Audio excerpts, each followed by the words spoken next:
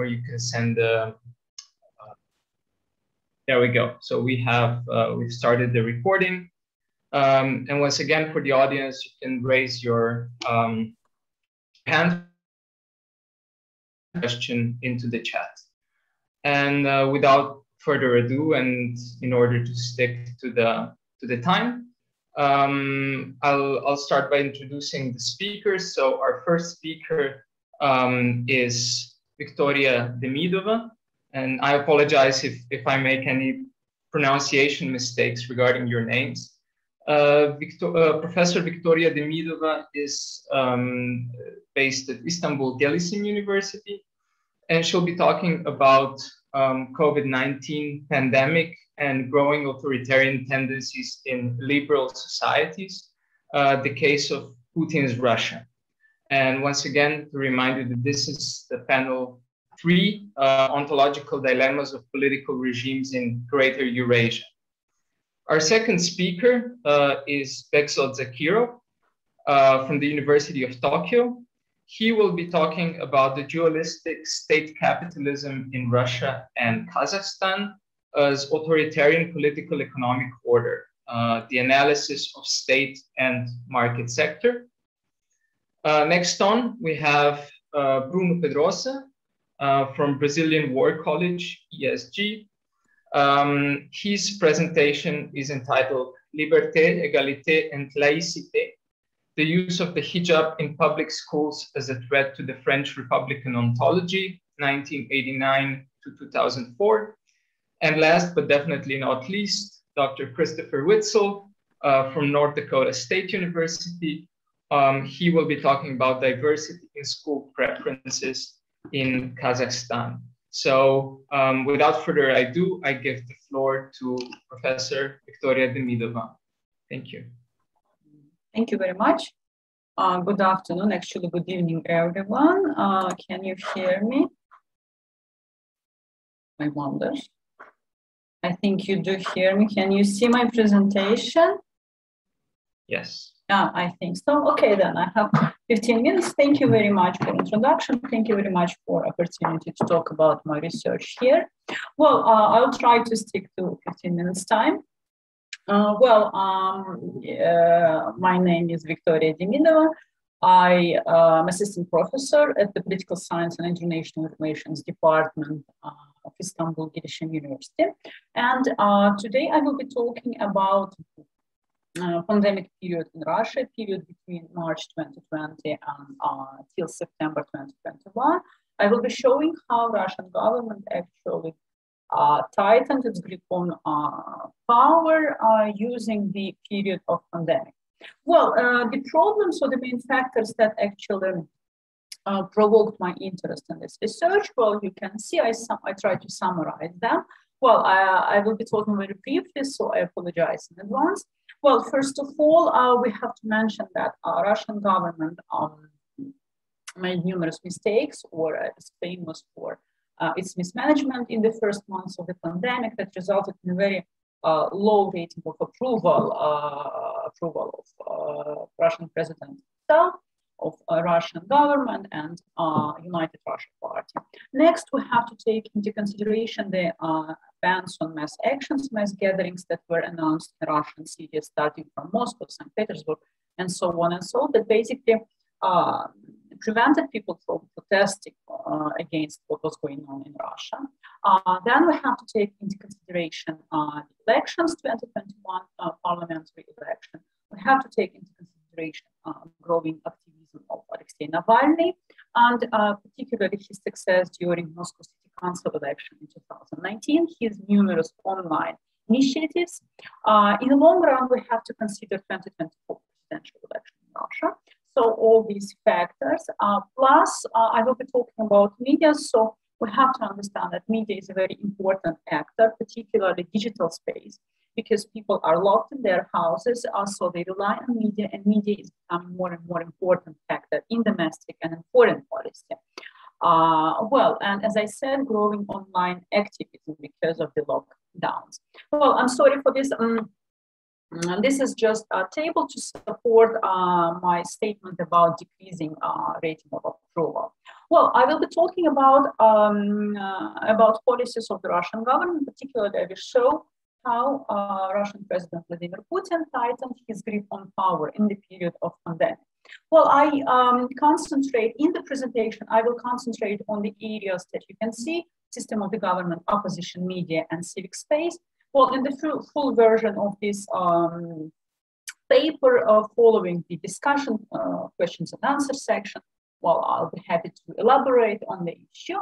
Well, the time period is till September 2021. I do not take into consideration parliamentary election that happened during the last weekend on purpose, because this is a separate topic for my future research.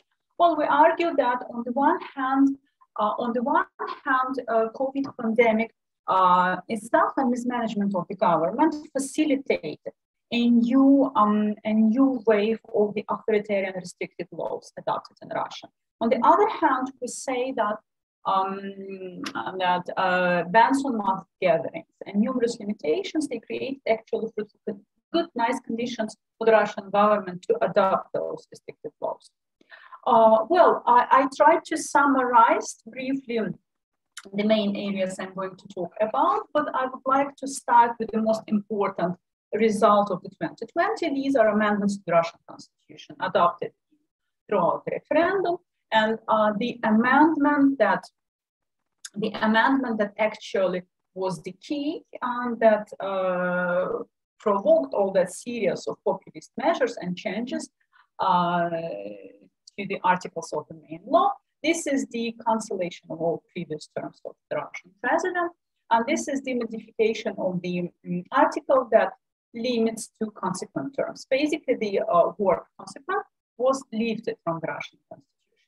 Moreover, we can see that authoritarian, that the hybrid nature of the Russian regime is changing more and more, and we do see the growing, more and more further growing power of the Russian president. Particularly, he got many new powers, for instance, to appoint ministers, to dismiss the prime minister from office, and particularly even after the retirement, Russian presidents, they cannot be, well, they got the immunity, they cannot be sued. On the other hand, among many different amendments that were adopted in the Russian constitution, all those populist provisions about God, about Second World War, about family, we can see, for instance, the LGBT measures, among others, measures that define family as a union of a man and a woman, actually marriage, so that prohibits gay marriages in Russia, and so on. Further changes, well, after the draft of the new constitution was adopted throughout the referendum, we do see that the new legislation is being adopted to reinforce those changes, and particularly we have two important laws that were helping Russian government in that period. This is the law on disrespect to authorities that can be treated in a very, very broad way. Actually, and many different issues can be treated as a disrespect to authorities and the slander. And as the analysis of all cases in the court indicates, well, most of those disrespect to authorities acts or slander acts were criticisms against the Russian president. In terms of the opposition, well, one of the most important representatives, actually, we focus on him mainly. This is Alexei Navalny. He's poisoning August 2020, and then the following protests upon his arrest, his films that pose a serious threat to the support of Putin, his numerous online platforms, his YouTube channel. Well, we do see that Russian authorities treat him as a serious threat because, well, in July, his anti-corruption foundation was recognized an extremist organization together with 40 headquarters. We do see that his colleagues and workmates, particularly Ivan Zhdanov, they were persecuted. People are in exile, and they're banned from participation in the election because they are related to the extremist organization. The smart voting application itself was removed from the stores, Google and Apple stores. We do see that the laws on foreign agents and on extremists are being updated, and new actors are being added to those. Particularly, I would like to mention the legislation against Russian media, particularly liberal media. Two most important liberal media outlets in Russia, Meduza and Dost, were recognized foreign agents. In April 2020, Russian government adopted a law on fake news. Or now, well, actually, it was an amendment to the criminal code. And now, in case if content that is treated as fake news leads to the death of the Russian citizen, well, there is up to 5 years of imprisonment for that.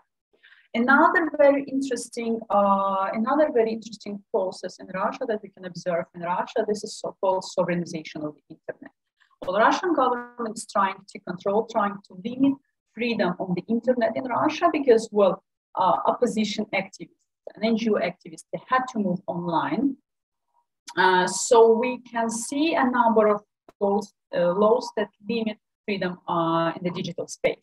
So this is, for instance, a law on sanctions against censorship of the Russian media in case, for instance, YouTube is removing video produced by Russia Today channel. So YouTube will be punished for that. Internet sovereignty law, from now on, Russian agency Roskomnadzor is going to control and register all content, internet content, and law on social networks content. Basically, it presents 8 categories of the content. Harmful content, starting from pornography, child nudity, and ends with the last category, calls for the violations of the Russian law. So basically, no calls for mass actions against the government. In the civic space, what is more important? Actually 3 most important laws that were adopted long before COVID pandemic, but they are being updated. Foreign agents law, that now includes staff individuals, law on undesirable organizations that was adopted in 2015, and continuous trials and penalties for the NGOs, especially human rights protection NGOs, for instance, Memorial Group. In terms of the civic activism and mass actions in Russia, well, here we have to understand that the Russian government was affected by the mass protests in Belarus. So, in fact, bans on mass gatherings and arrests and detentions of the people who protested against the arrest of Navalny in January 2021 in the biggest Russian cities, well, all of those laws, they're actual response of the Russian government. There is another limitation, for instance, on the work of the journalists and mass actions in Russia. Journalists cannot organize mass actions. Journalists have to wear special signs. So probably because police officers have difficulties in identifying journalists among the crowd of people. Well, further, there were few bills registered in the Russian parliament about further limitation of the mass actions in Russia. But a civic space, well, the civic space that I'm talking about cannot be reduced only to the NGOs or civic activism. For instance, Russian Orthodox Church, or actually religious sphere, also suffered from the new restrictive laws of the Russian government. Why? Because, well, in the beginning, in March 2020, Russian Orthodox Church was recommended to close churches, and as of early April, during the Easter 2020, for instance, half of the Russian churches did not work. So on the one hand, this provoked dissatisfaction of the citizens who wanted to get some spiritual support. On the other hand, this provoked dissatisfaction of the church with the government's actions, and this actually provoked a split within the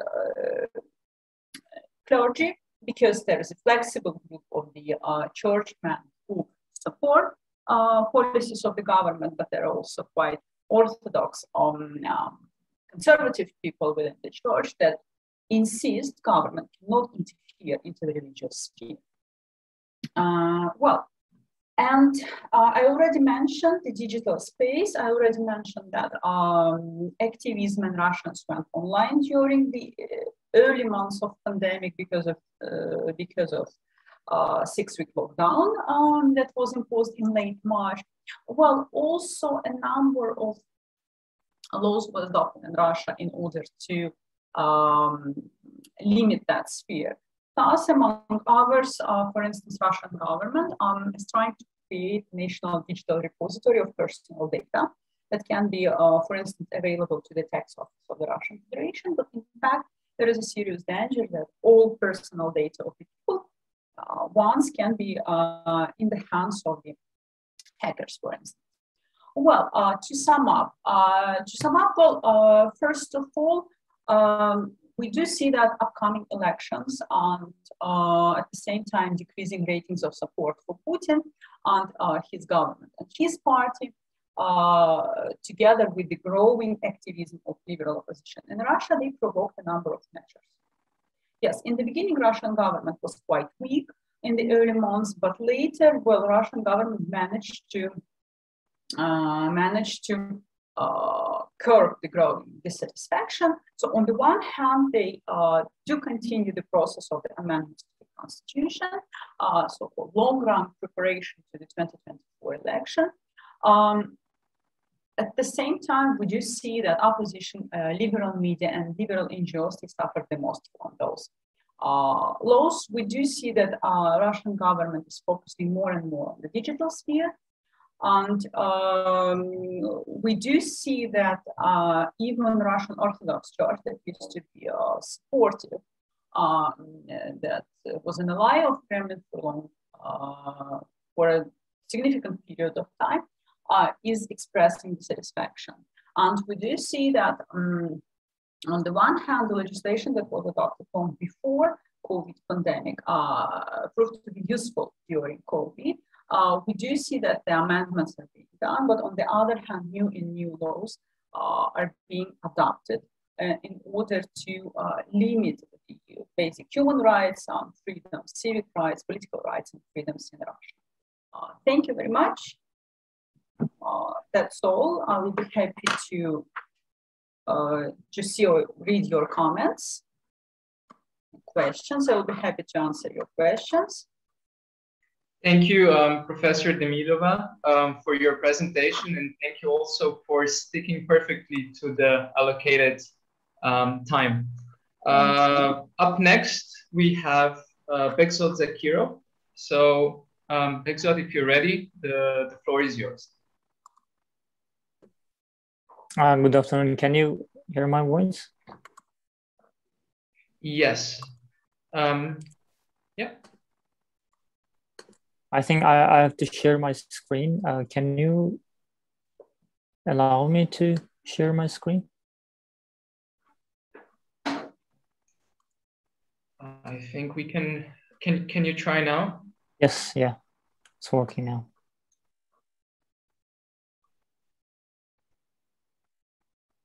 Okay, can you see my slides too?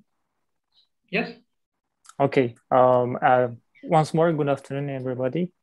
So my name is Bekzod Zakirov. I'm currently a PhD student in a University of Tokyo in Japan. So basically, today I'll be talking about political economy of Russia and Kazakhstan. So this is a part of my PhD dissertation. So I'll be focusing more about generating the framework and theory rather than the actual case study. So basically, the research question I have today is that following the economic and political transition after the collapse of the Soviet Union, how can we characterize the political economic order in post-Soviet countries, specifically Russia and Kazakhstan? So this is more about the political economy and general question that have been asked by lots of scholars so far. So the significance of this topic and relevance to the discussion is that actually we have seen lots of research and arguments regarding how actually regimes change from democracy to authoritarianism. So this is more of a topic on political systems. But then actually we don't really see many research on how actually economic system changes from, let's say, liberal market economy to state capitalism. So my research kind of connects both this realms, political system and economic system, how actually change in one system affects the change in other. So speaking more about Russia and Kazakhstan, the case studies, we know that after the collapse of Soviet Union in 1991, there's a sudden shift towards capitalism, market economy, and pluralist political system in both countries. Actually, Russia and Kazakhstan were kind of an ardent supporters of these reforms, both political and economic. I mean, in Kazakhstan, it was not that much of a political reform, but still there was an election and some kind of restructuring of the political system. But then suddenly from actually 2004, there's like a change towards a new type of political and economic system. It's because of a sudden change in both in political structures and economic structures. Speaking of economic changes, actually in Russia and Kazakhstan, starting from 2003 and 2004, there's so-called resource nationalism started under the President Putin and President Nazarbayev. Then similarly, actually in 2007 and 2008, there's an asset consolidation on the state corporations in Russia, and asset consolidation on the state holding company in Kazakhstan. So there's it shows that there's a ground for an analysis of actually what kind of political economic order we have been seeing actually in post-Soviet Russia and Kazakhstan. So, so this topic is not really new. After the transition studies, scholars started to focus on more about the current economic and political system in post-Soviet countries, including Russia and Kazakhstan. So if I talk about the existing arguments, basically I can summarize them into three streams. One says that actually political economic system in Russia and Kazakhstan tends to be seen as crony capitalism, meaning that actually political economies in these countries cannot make sense without reference to informal political arrangements. Also, family and friends in this type of economic system use state power to extract economic resources.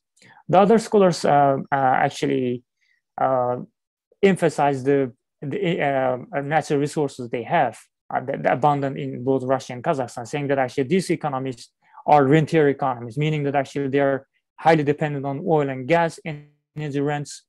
So this kind of high energy wealth and rent kind of politicize the economic system.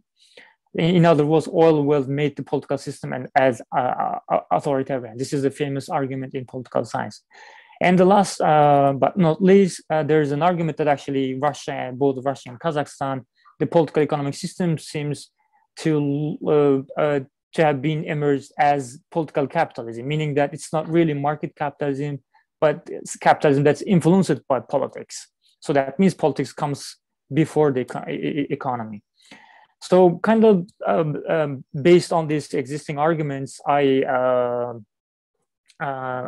promote or I advocate my own argument in my PhD dissertation, saying that actually if we really want to understand the economic system that emerged in Russia and Kazakhstan until like in recent years, we have to understand the political order that have been created under Putin and Nazarbayev in these countries. So it means that actually economic order is an extension of political order in Russia and Kazakhstan. So, so what kind of political order actually created economic order? I argue that actually three factors kind of played a key role in creating political and subsequent economic order. So first is configuration of power and the regime coalition and survival strategies and economic structure. So these three factors are important to understand the current political economic order in Russia and Kazakhstan. So basically what I mean by configuration of power, that actually when Putin and Nazarbayev, they both came to power, or they, in case of Kazakhstan, when they inherited the power from Soviet collapse, they need to consolidation amongst this like strong elites. This consolidation actually made them put more control over economic resources. Then once they consolidated the power, then they then utilize the power. So during this consolidation of power, actually this personalization of power facilitated the control over economic resources. So that means actually the arrangement of and configuration of power in this countries actually created a ground for certain economic order. And second one is regime coalition and survival. Regime coalition means that actually the people, a group of people around the new ruler, actually he has to create a new coalition so that actually he can rely on those people to run the country. So we know that actually in political science, the main purpose of authoritarian leaders is to maintain power. So the survival is to maintain staying power. This logic created political order, and then this also logic created economic order, meaning that actually if I explain this, so let's say that actually both Putin and Nazarbayev have a regime coalition around themselves, which is composed of oligarchs and elite and people. So in order to stay in power, these rulers have to actually have to distribute some kind of patronage to all of these group members. So, but in order to distribute the patronage, then he has to have some kind of economic resources on the hand. That means that he has a strong kind of preference to put more control over the economy if he wants to stay in power. That's basically the survival, how actually survival logic leads to economic, certain kind of economic order. So, and the last important factor that actually created this certain current political economic order in Russia and Kazakhstan is the structure of the economy. Meaning that actually certain, the natural predominant economic sectors in these countries created certain political economic order. So if you try to explain this in a plain word, if we can divide the economic sectors into high and low sectors based on actually capital intensity and the size of the company, the firms. For example, Russia and Kazakhstan, they have oil and gas resources, right?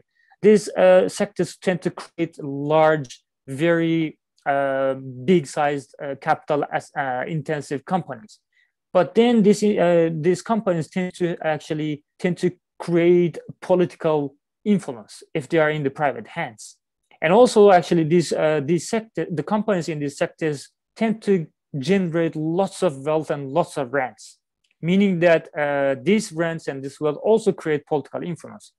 So this structure of this economic sector actually incentivizes these rulers to put more control over actually these sectors. So based on these three factors, I characterize the current economic order in Russia and Kazakhstan as dualistic state capitalism, meaning that actually the economy is divided into two sectors, separate sectors with two different rules. One is the state sector, meaning that actually state controls these strategic sectors, including oil, gas, and chemicals. So there is the state is the main actor here. And the rule is here more political than the economic efficiency. And there, in the state sector, actually property rights are subject to struggle, meaning that it tends to change all the time. So the real owner are those who come to power. But in contrast, the market sector is more about the sector that are secondary to the political leaders, including service sector, manufacturing, and retail. So in these sectors, actually, they are independent economic actors. So they play with the market rules, and state doesn't really intervene in this economic market sector. So I'll skip this. part. So basically, in my dissertation, I talk about how actually political changes from Yeltsin to Putin until this day created actually a certain type of economic order in Russia. I said dualistic capitalism, where actually state has become very influential in the economy, leaving the other oligarchs and market sector as. So state and market sector, and in Russia, state sector, we can call it now as new commanding heights. So this state sector now includes energy, oil, and gas. So these play the sector, oil and gas sectors play as cash dispenser for the ruling regime in Russia. We know that actually Rosneft and Gazprom are the main kind of profits or the main actors of this state capitalism in Russia. So the regime describes them as national champions. Also, after actually Putin came to power from 2004 to 2007, the state role in oil production actually rose from 13 to 40%. And in addition to this energy sector, the state has become very key and influential player in heavy industry and banking too. So when we now try to analyze the financial sector in Russia, almost more than like 60% of the finance state dominates the financial sector actually. So it has become very strategic sector that state now has its own dominance in finance too. So why state sector is needed for regime? So basically state sector generates cash and generates patronage for three different groups I talked, and also a kind of state sector helps the regime to avoid certain crises, economic crisis. And in contrast, market sector. So in market sector, there are oligarchs, the oligarchic economy, and also secondary, a second-tier market sector, which consists of manufacturing, retail, and service. So when we talk about the oligarchs, so oligarchs tend to lay in between state and market sector, having their feet on both market sector and state sector. So basically in Russia, there are two kind of oligarchs now. One is the regime cronies around the state sector, meaning that they are cronies of Putin, his friends.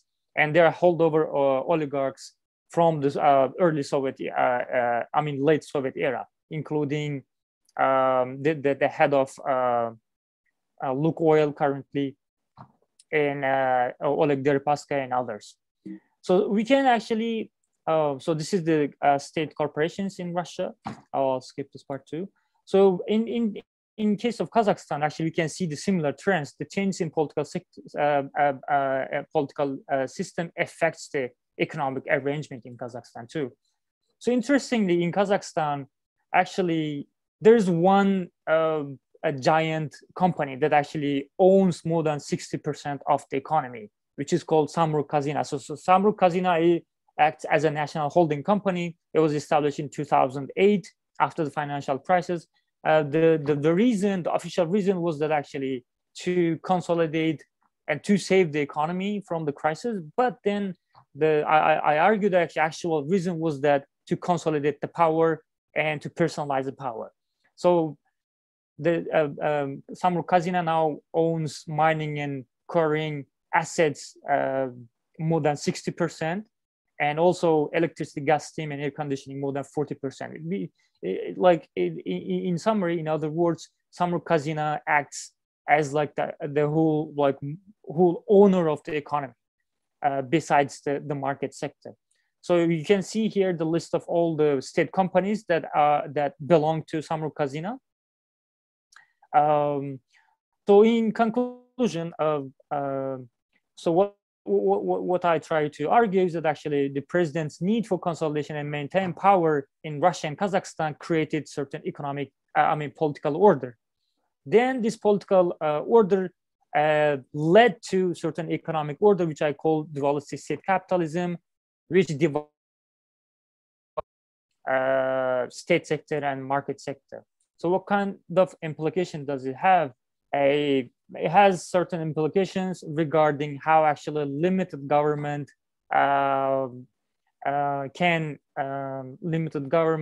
is needed if these countries, developing countries, especially in post-Soviet area, need or has a functioning market economy or market liberalization, meaning that actually, as long as there's a authoritarian leaders and authoritarian political system, then you cannot really see real functioning market economies in these countries.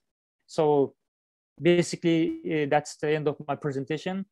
Thank you for your attendance and listening. I'll be happy to have questions and comments at the end. Thank you.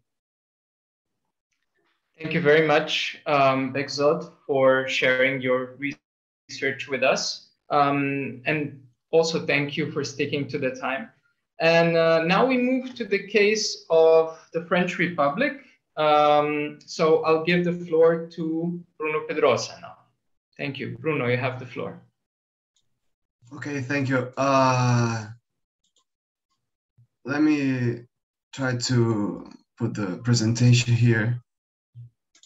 Are you seeing this? I think in a minute we will.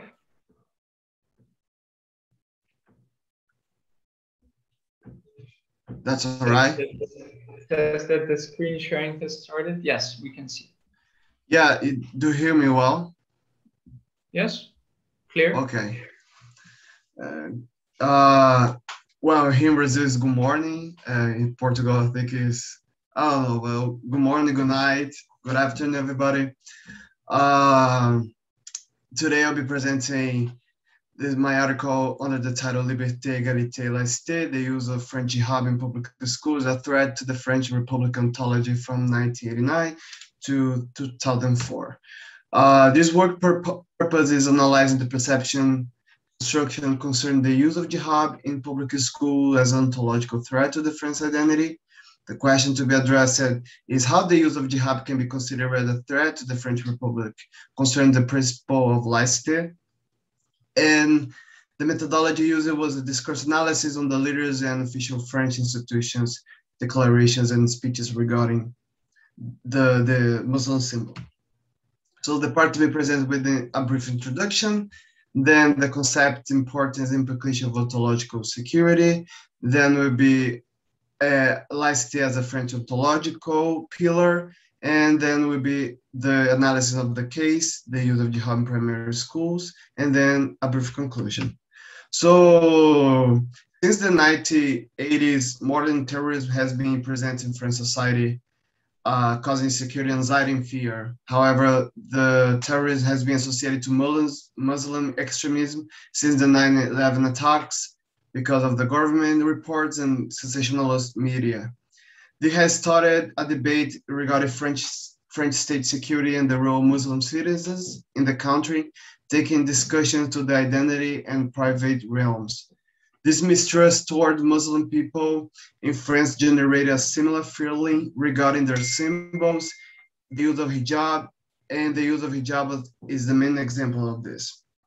However, despite France being proud of being one of the places from which values such tolerance and religious freedom spread to the world, a law in 2004 has banned the use of scarves by young Muslim girls in primary schools. This measure was taken underpinned by the justification of reaffirming the republican symbol of laïcité, since the educational system in France has, among other things, enhanced countries' internal cohesion by marginalizing religious loyalties. So the use of scarf could be seen as a threat to the very condition of the French Republic existence.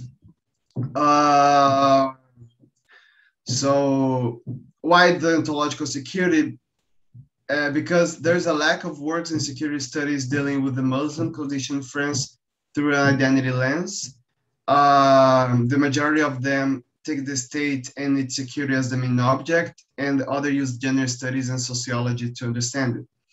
Despite being important, this work failed to fully explain the original motivations of French policies to avoid the hijab in country public schools through a security lens. So given the explanatory insufficiencies offered by the dominant literature, this work aimed to offer a perspective of the problem through ontological security lens. The choice of the temporal scopes justified by the following situations. In 1989, an episode occurred that became known in French as Affaire de Fureur Islamique. would be like the case of the French veils, ignited the public debate about the limits of secularism within French society, notably within schools. In 2004, one can consider the apex of this discussion when there was a prohibition by the law use not only the hijab, but as of apparent religious garments in public schools. So the next part, I start with a phrase from Benedict Anderson that states that communities are distinguished not by their faithfulhood or authenticity, but by the style they imagine. And this imagination is supported by narratives which serve as autobiographies, used by both individual and larger groups. These autobiographies function as an ontological reference of those who produce it, by creating a story about where we come from, how we become who we are, what makes us stick together, what purpose and inspiration our group has. Communities can create an ontological anchor that gives them a sense of stability and allow them to move forward. So we create and use narratives to interpret and understand the political realities in our surroundings, but as product of a human imagination and beliefs, those narratives are not perennial, nor safe from contradictions and crises. Then when a state suffers a crisis like this, it seeks social actions to serve their self-identity needs, even when these actions compromise their physical existence. So what is ontological security? I use the definition, to experience one's life as a whole, a person who is in continuous in time, to be rather than constantly change, so that he or she may perceive a sense of agency. In other words, ontological security is about maintaining intact narratives about something.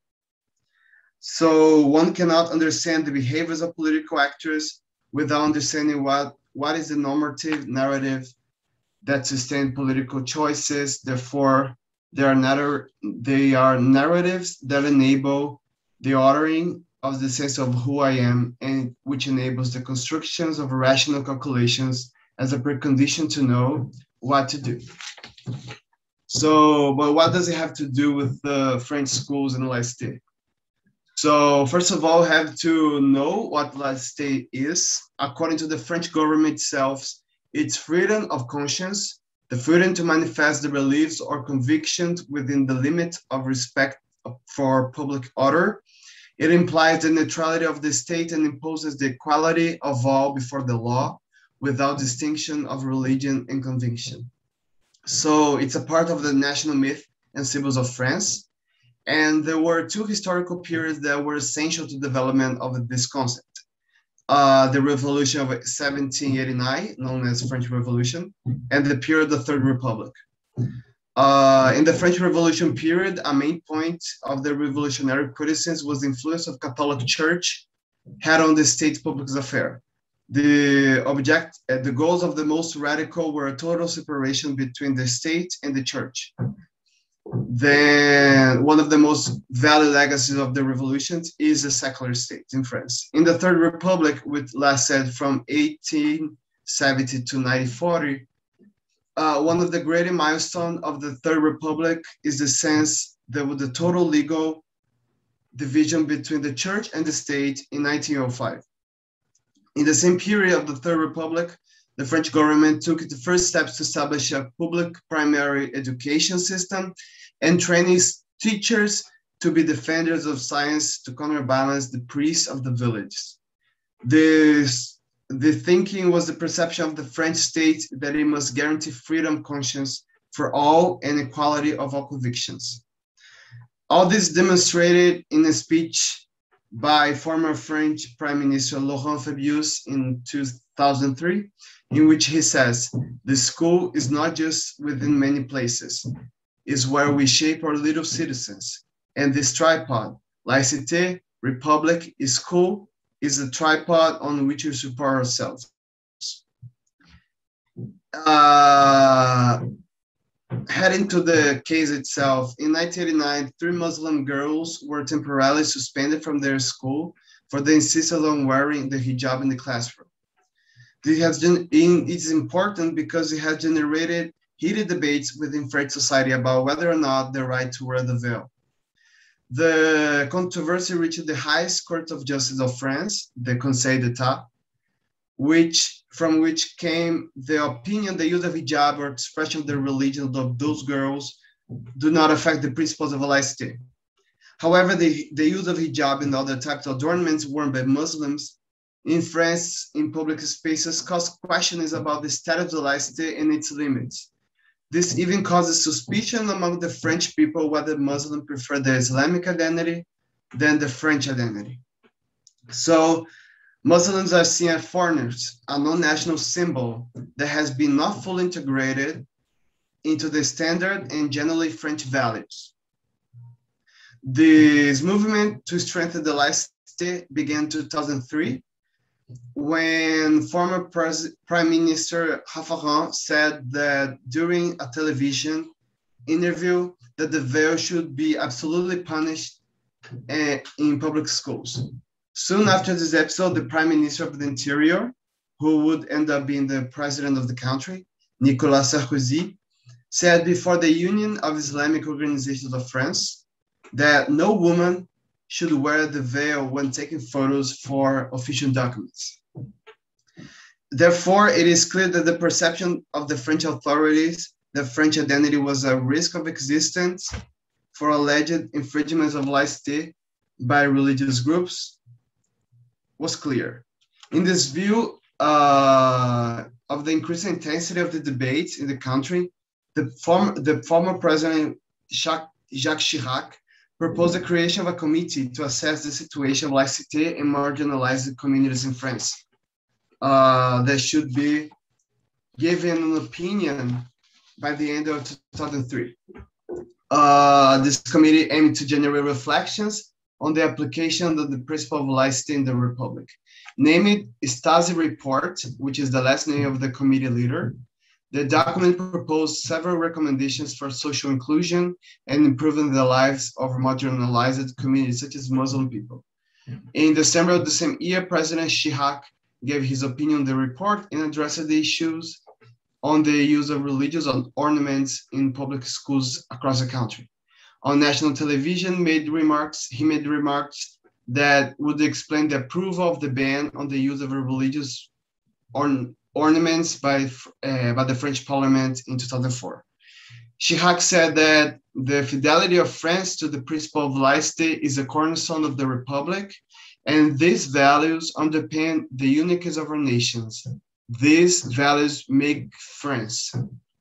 In March 2004, President Chirac signed a law passed by the National Assembly and the Senate that banned all the type of religious garments in schools. Those anxieties about the future of the French identity and the perception of threats generated by Islam justified a policy by rationalizing what such policy means or would mean about the prospective sense of identity.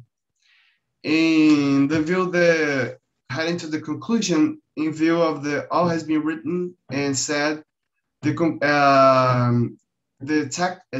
presentation shows the manifestation of political mobilization in France regarding the use of hijab in public schools between 1989 and 2004 were reactions to the defense of the principle of laïcité as one ontological basis of the country.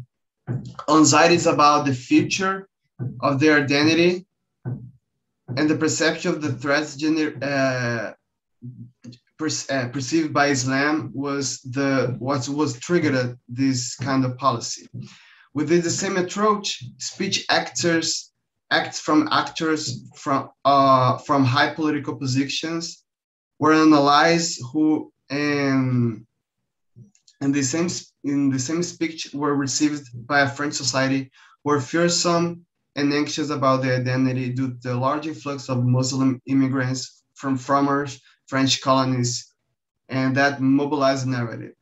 Finally, in doing so, cognitive connections were created with the French autobiography that made acceptable the decision to prohibit the wearing of ostentatious religious clothes within public school as a way to protect the ontological basis of national identity.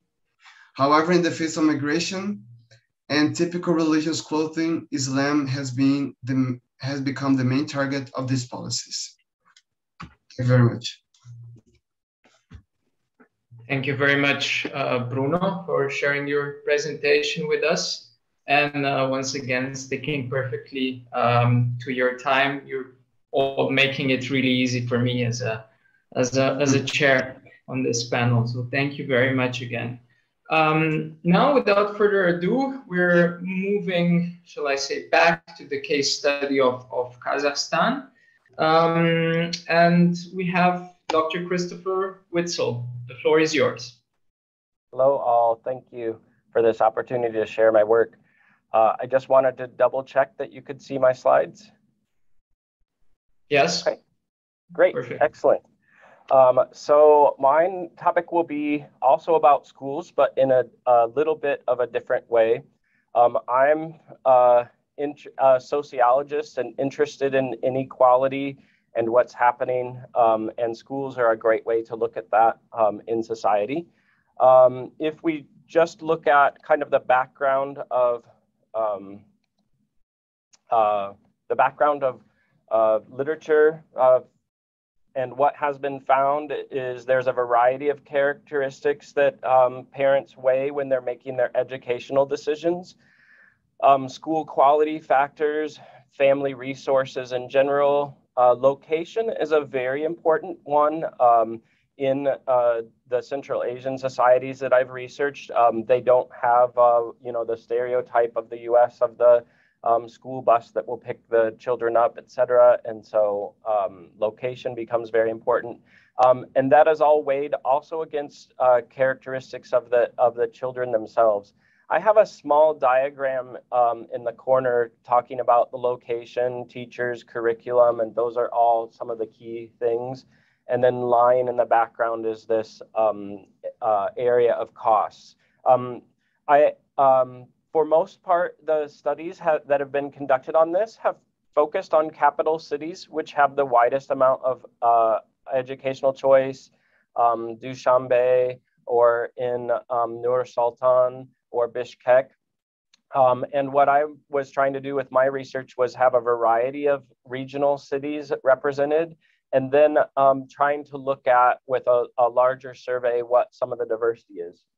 Now, in the Bishkek study, Abdubayetova did an excellent job looking at characteristics and how they changed based on what type of school the parents looked at. And I'm interested more in a research question of whether or not there's parents' choices based on their socioeconomic status.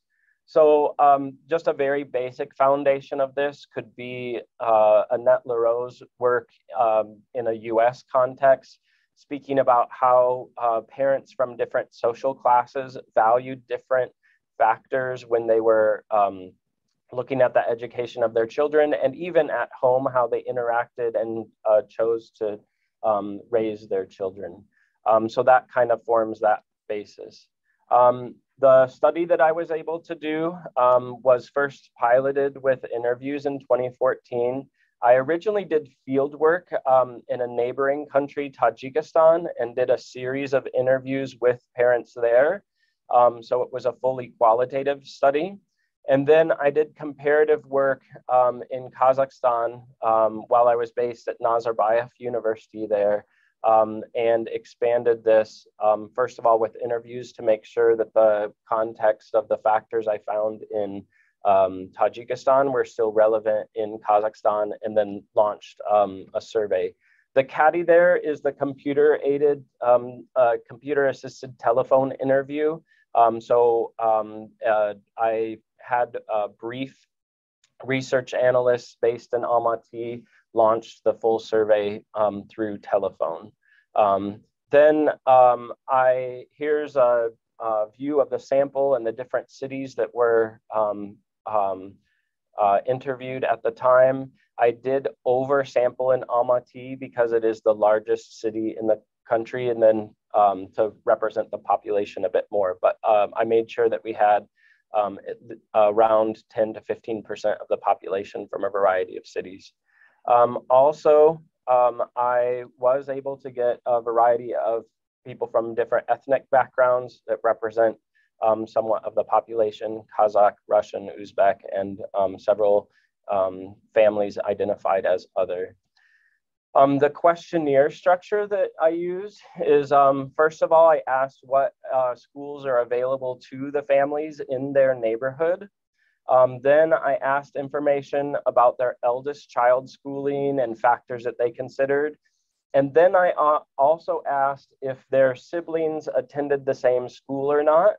And if their siblings attended a different school, I also asked information on what factors they considered for those other siblings. In my research work in the field, I found that many parents had kind of an oldest child, or maybe a male child who was in a more prestigious school than their sister was, or their younger siblings.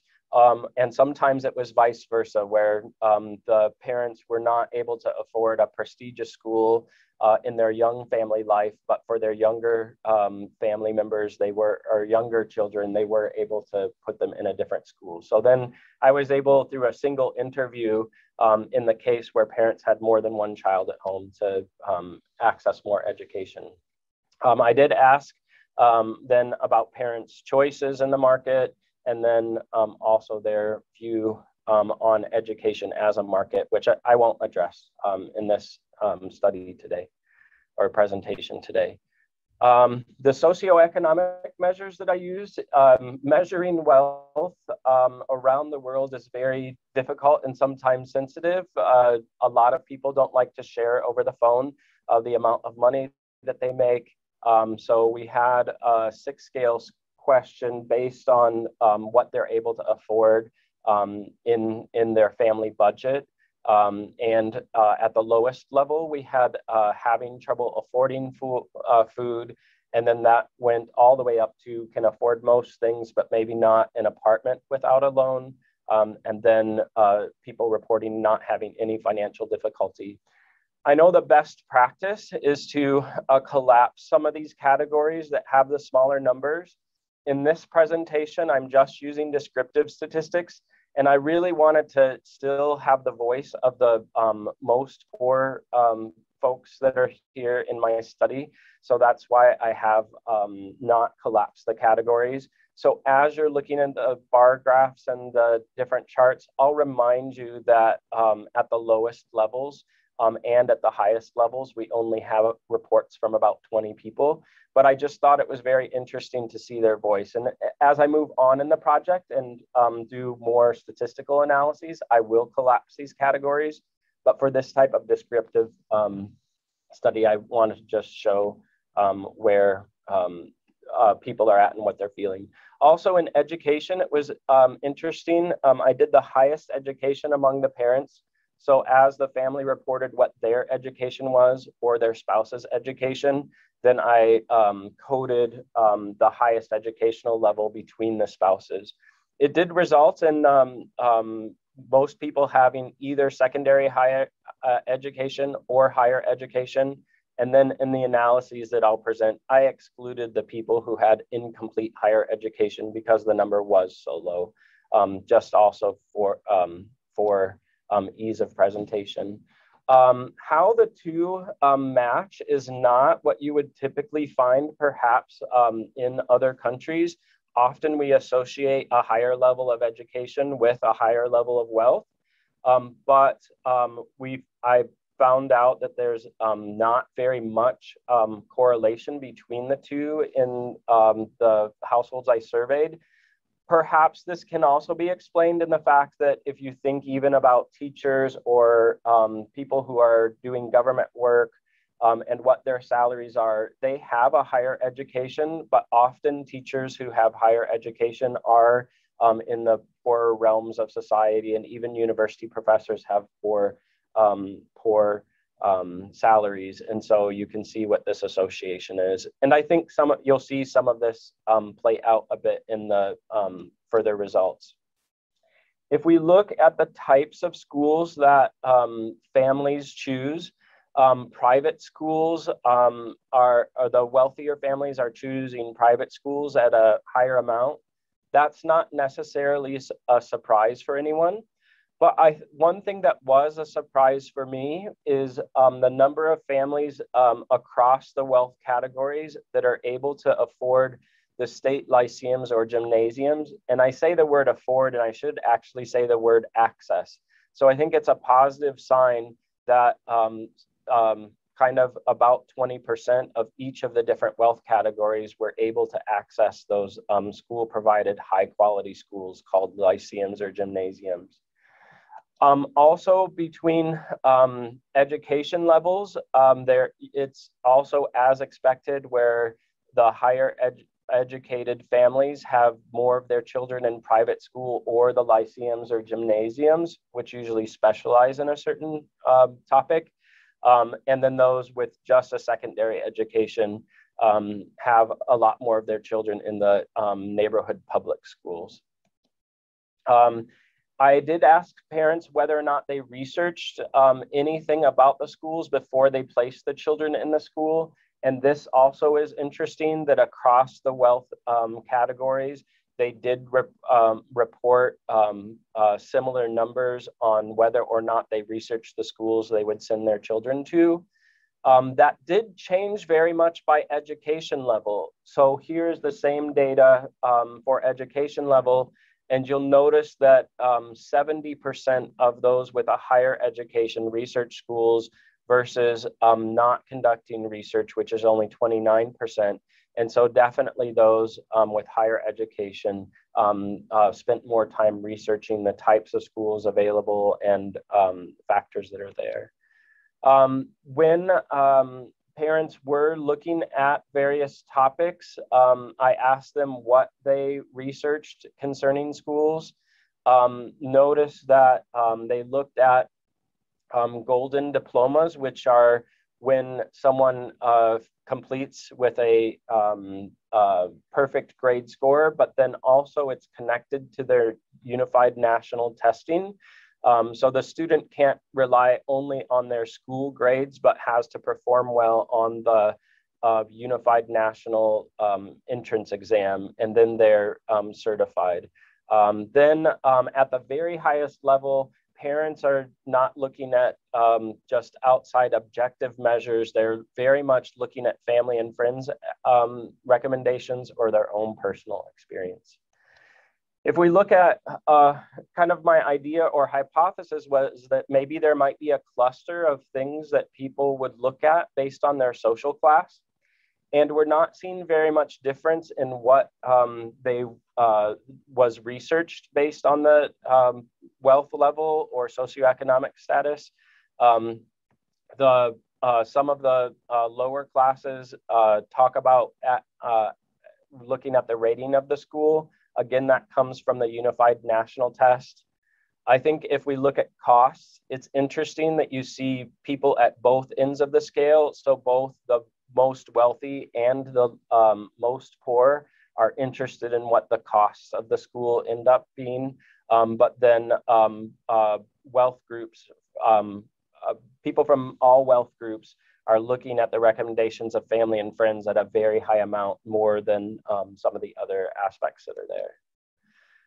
If you look at education, there also is not very much difference on what parents are researching based on education level. We have higher education looking just a little bit more at the rating of the schools. And then cost is also a very small factor that's there. I did ask parents also what was the most important factor. And this is where you start to see some separation perhaps. So remember in this bar chart, the poorest group is only four families reporting. But those 4 families only looked at the location of the schools and looked at the language that it was offered in. The school offered their education in. And outside of that, you see kind of similar mixtures across the wealth factors as to whether parents paid attention to curriculum or teachers, etc. The highest wealth class did seem to focus more on teachers and curriculum. And then it is interesting that in the middle classes, they looked very much at the reputation of the schooling. If you look at those same factors by education, secondary, those with just a higher secondary education looked mostly at education. There was almost the same type of interest in what the language was that was offered. In the higher educated families, they looked a bit more at teachers and the reputation of the school. So in summary, we have kind of a mixed picture. Definitely wealthy and educated parents are choosing private schools more, but we need to have more investigation as to what those factors or reasons might be. It is important to note that across the wealth classes, there seems to be kind of equal access to the lyceums and gymnasiums. Researching schools is a lot more common for those that have a higher education, perhaps because they're spread across the wealth categories. The people with higher education are trying to leverage their knowledge of the education system, despite what their wealth category is. And then again, as of right now, there's not much clustering of preferences by socioeconomic status. So I look forward to your comments and questions. Thank you again for the time to present. Thank you very much, Dr. Christopher Whitsel. And now we move to the questions and answers round. I haven't received anything via chat, but if anyone in the audience has any questions, please not all at once. If not, do we have any questions? No, okay. I'll go in reverse order, and I'll ask Christopher. You were talking about the language of instruction as one of the elements that constitute a choice, right? And I was wondering, since I know in Kazakhstan you have Kazakh, you have Russian, you have also other languages, but the two being most prominent, I wonder how the choice of language of instruction correlates with factors like ethnicity, social class, even geographic location. If you could talk a little bit more about that. Yeah, definitely. So I've done separate analyses, and I apologize, I don't have the charts right at hand. But the interesting thing is how various groups decide what languages to have the students study in. So in Kazakhstan, I found that the Uzbek minority favored sending their children more towards Russian education than necessarily Kazakh education language track. They saw this as kind of a wider world perspective. And when I had interviews with parents, they said the students will pick up Kazakh language on the streets and as they're interacting with their friends and peers, but Russian language will be more of an access to greater educational resources and life chances in the future. I had the same reaction. So when I was interviewing Uzbek minority folks in Tajikistan, they had the same preference to send their children on to Russian language track schools as opposed to Tajik language schools. And the reasoning was very much the same. One of the things that's interesting is that you have in Kazakhstan kind of a split between whether the Kazakh families are sending their children to either Russian or Kazakh language schools. But as I looked at the reports, the Russian families are not sending their children to Kazakh language schools. They're sending their children to still Russian language schools. So there's still the preference for the international lingua franca educated schools. Right now, the opinion of the parents is, again, wider access to educational possibilities and future career choices, and the benefit of learning Russian over some of the titular languages of either Kazakh or Tajik. So, fantastic. Any questions from the audience? It's okay. I have a lot of questions in case we don't have one. Okay. I'll ask Bruno a question. I deal with ontological security as well. I very much like that approach. But one of the most difficult questions for me to answer with, and one that I struggled with, is the so-called the level of analysis problem, where you basically, it's basically the question whether we can attribute emotions to corporate entities like states. So in other words, can states feel ontologically insecure? Can states feel scared? Can states feel offended? Or is it only the policymakers who feel these emotions? How do we scale this? And another question is, as far as I understand, the field of ontological security, you have a choice of whether you deal more with practices or with the discourses. So either you deal more with behaviors and routines, or you look at more narratives and biography. What choices do you make in your research? What are you focusing on primarily? Do you hear me? Yes. Yeah, okay. The first question that you made is very interesting, this debate. I mean, I think it's very complicated to take for granted this like a state which doesn't exist, which is just an entity, a political entity. You don't see the state, you don't hold it. So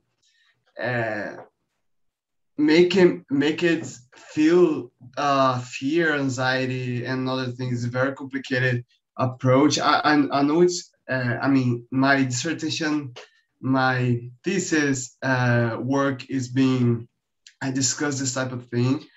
And I mean, I think it's just like a tool to use it when you just have to, I mean, I use in this article, I use a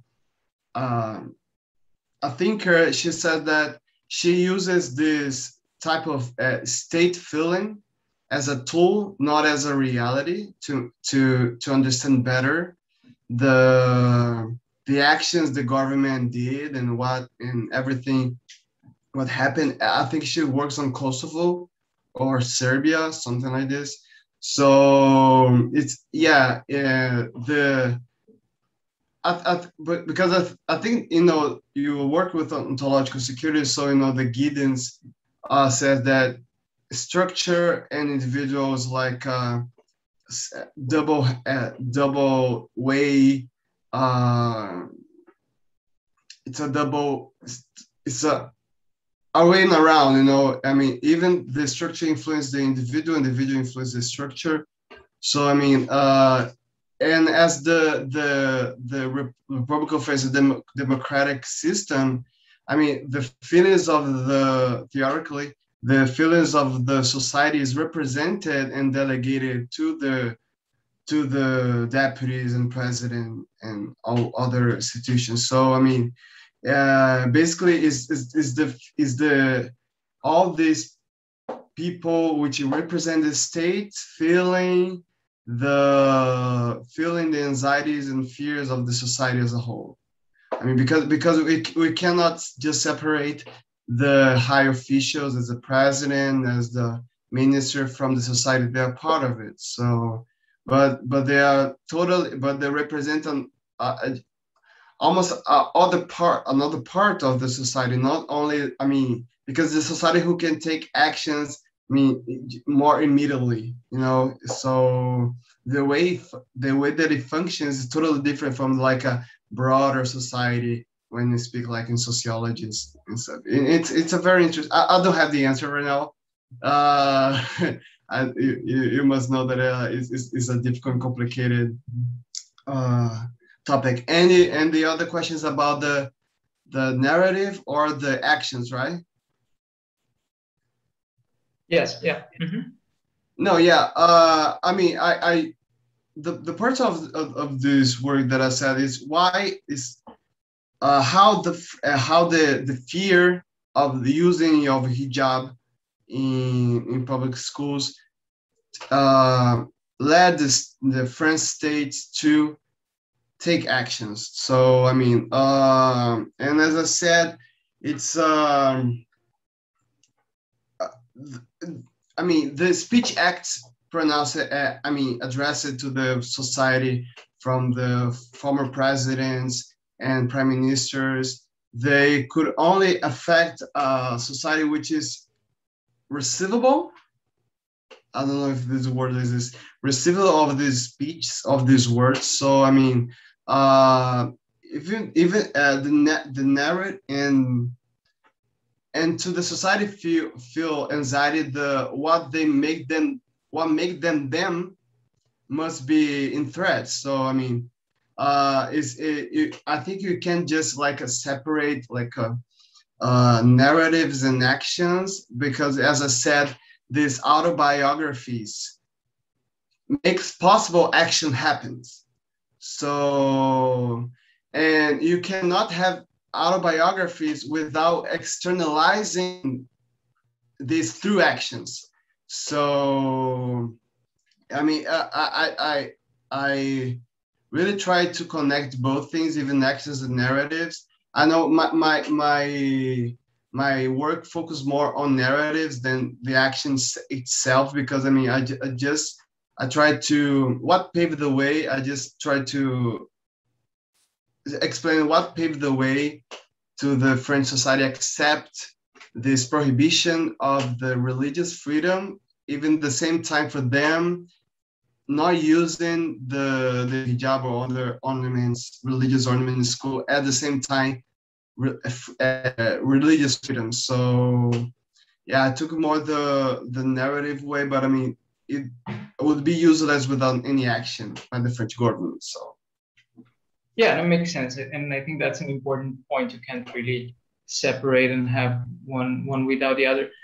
Okay, I have here a question from Joanna Lopes.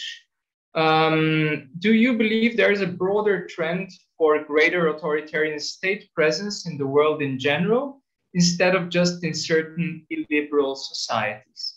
And I guess that since this is a general question, relatively general question, I guess it's directed to all of you. So would anyone like to take a crack at it?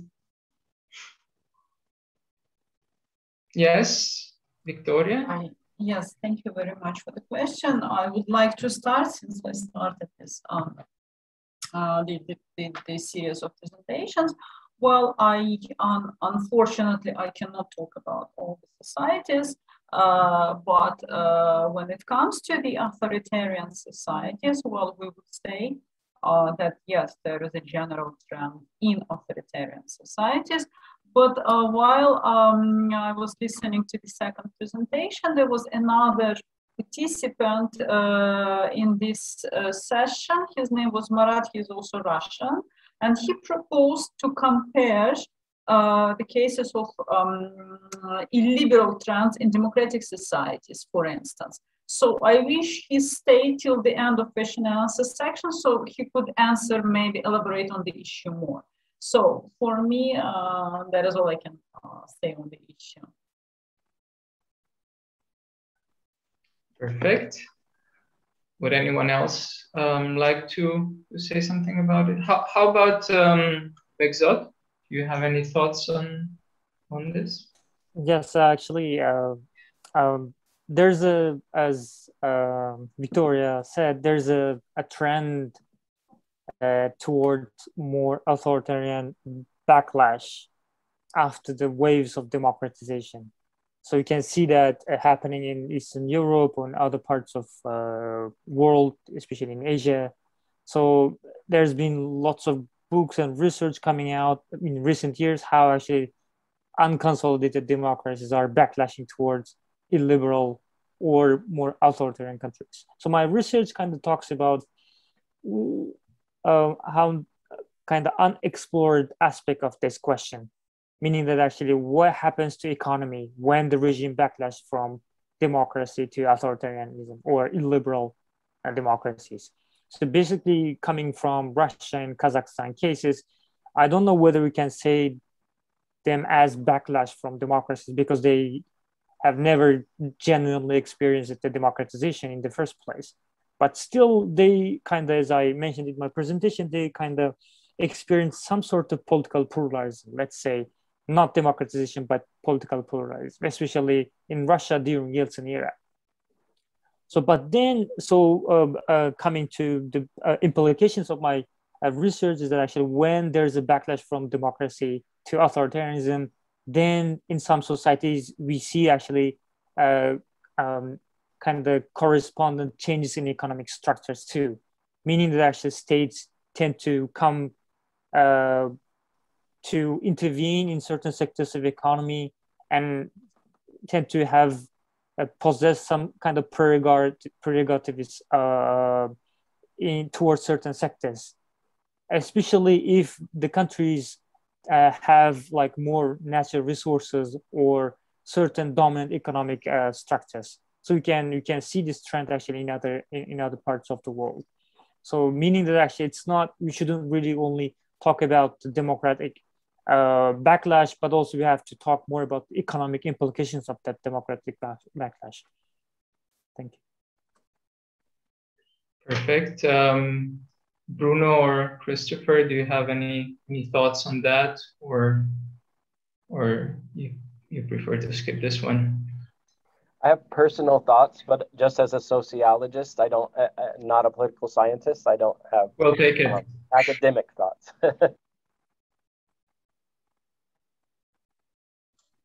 I'm just gonna skip it. Okay. No worries. Well, if there are no other questions, I'll ask a question to Bekzod. I know you were just answering, but I'm doing the reverse order. And I'm really interested, you talked about the oligarchs, right? And specifically in Russia, and you were saying, if I remember correctly, that oftentimes the political elite has to take over more and more of the economy in order to distribute it amongst the oligarchs and appease them and ensure their continued support.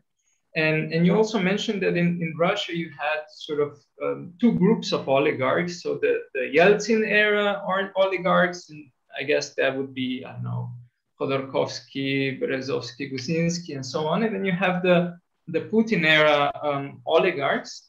And of course, there was a crackdown on some of especially the Yeltsin era oligarchs.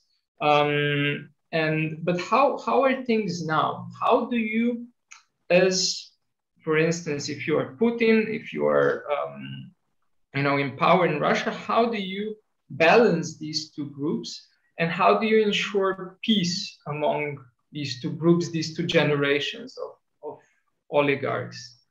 And I guess this is a question also to Viktoriia. I guess she's well informed about that as well. Thank you. It's a wonderful question. So actually oligarchs, so that topic kind of seemed to have ended after the crackdown in early 2000. So now when I research it about the oligarchy economy and oligarchs, I tend to come across to this new generation of oligarchs, meaning that I call them the cliques around Putin himself, meaning that actually they're friends and close associates of Putin himself. So they're like a new generation of oligarchs that have generated or sprung around the state sectors. So they tend to work with the state. They tend to breed on the state contracts, especially when it comes to oil and gas pipelines, building, construction, and kind of serving to state needs. Yeah, so we can mention a couple of names, including the head of the pipeline building construction company. I just forgot his name, but he's a judo friend. He's known as a judo friend of Putin. Arkady Rotenberg brothers Rotenberg. So these new generation of oligarchs sprang after Putin came to power. But as you rightly mentioned, there are some holdovers from Yeltsin era. But then there is after the crackdown on Khodorkovsky and other Abramovich and other oligarchs, so Putin tend to had a strategy to keep some of them in their businesses, but on condition that actually they serve the state needs from now on. So they're not that independent, but in certain areas of business, when we talk about the business, of course they're independent. But when that business kind of tends to cross over the politics, then there's no independence anymore. So that's like a new rule actually that was generated under the Putin. So how actually he generated this rule? Because of the state power, because of this new actually a consolidation and personalization of power he got over these like years. But then when we speak of this like clash between these two groups of oligarchs, I don't see so far I don't see any clash that happened during the Yeltsin era. We know that there are wars between oligarchs, especially the aluminum war. That's a very famous case. I mean, there are too many oligarchs in certain sectors. So now what we tend to see in Russia is that actually in specific sector there is only one or very few oligarchs that actually tend to kind of avoid the clash. Probably that's like a deliberate strategy by Putin himself, or there's like a delineation of areas or influence that actually, that tends to avoid this kind of clashes. So probably that I feel that the deliberate strategy by Putin. So basically, yeah, that's my take. For the question. If Viktoriia has any other comments and thoughts, I would be really helpful. Thank you very much. Well, I think we can hardly criticize the fact that Putin's team has done a great job on fighting against the so-called Yeltsin oligarchs group and creating his own media.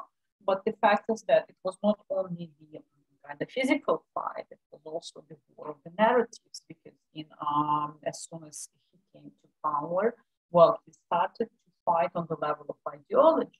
They tried to securitize, they tried to present 1990s Yeltsin himself and all those oligarchs as a mafia, as there was a concept of Ikhi-90, that means the 1990s, the period of 1990s, was a period of mafia wars, on instabilities, on the lack of rule of law, and so on and so on in Russia.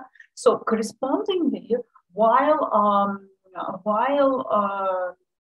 framing that period as a mafia period in Russian history, well, they had to introduce something new. They had to introduce new team, basically new people, new milieu that would support Putin's reform in, for instance, building power vertical, or imposing order, imposing justice, law, I don't know, making Russia great again, or whatsoever. So yes, we do see that this happens. But fortunately, there is a small group of the Russian oligarchs. I'm not sure that we can call them oligarchs.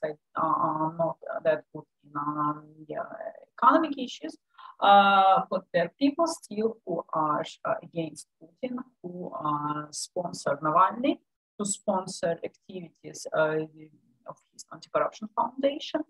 So maybe through Navalny himself and through the activism of his online platforms and headquarters and so on, maybe we will see the emergence of the new group of the oligarchs, purely liberal oligarchs. But I think Bekzod will elaborate on this much better than me, because that this is his area of expertise. I'm not working, fortunately, on those financial economic issues in Russia. Thank you very much. Okay, thank you very much. Would anyone like to add anything before we slowly wrap it up? I haven't received any more questions, but if anyone has a quick question, feel free to shoot. No, tumbleweeds. No worries. Okay. Well, let me thank all of our presenters. It was, and of course the audience for taking part in this panel. It was really a pleasure to chair this panel and to listen to your ongoing research, which is both I think very high quality as well as interesting. At least I found it very interesting. And let me take this opportunity to wish all of you the best of luck with your research, and I hope to see you in the future editions of the conference as well. Thank you once again, and I think we reconvene in about 15 minutes for the book talk. So enjoy your break as well. Thank you. Thank you very much. Thank you very much.